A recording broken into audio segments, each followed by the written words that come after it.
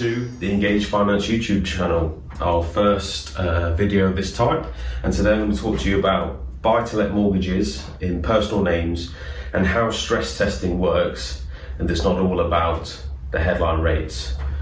So, buy-to-let.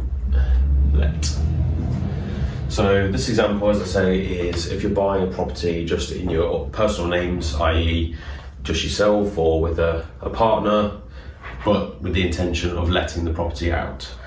So for example, property on the market for £200,000 with a rental income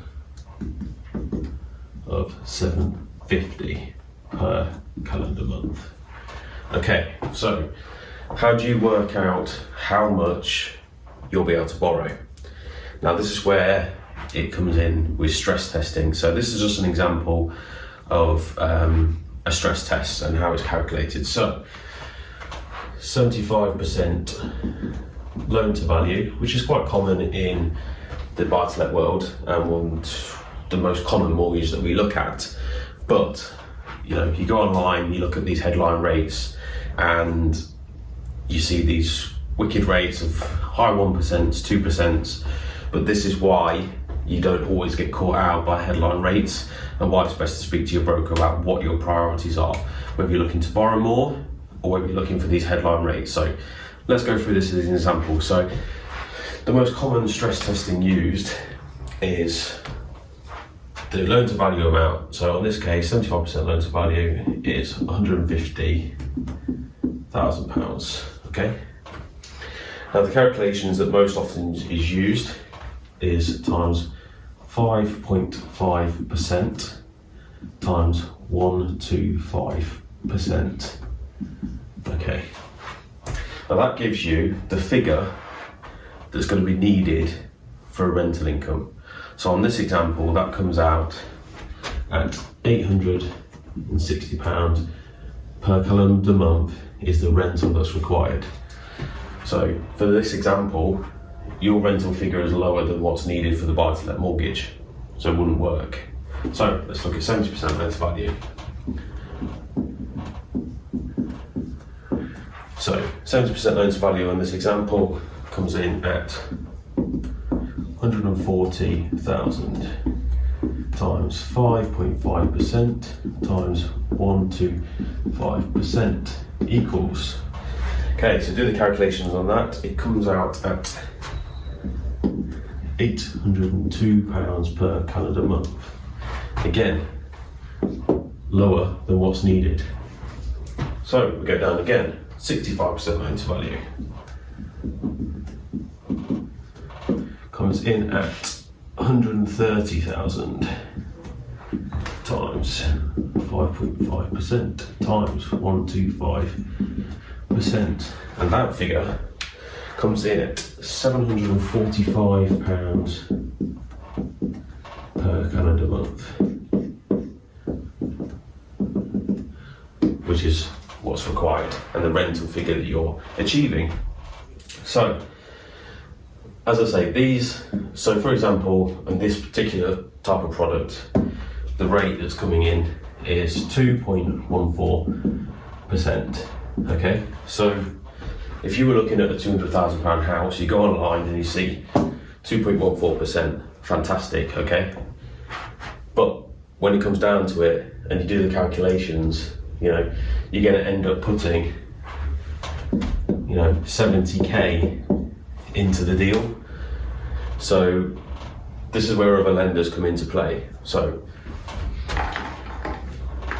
you would approach us as a broker, and we understand, looking at those figures, you know, we'd look at the £200,000 purchase price and that rental figure and know straight away that it's not going to tick the boxes of these stricter, cheaper lenders. And we approach lenders that change this and this, okay?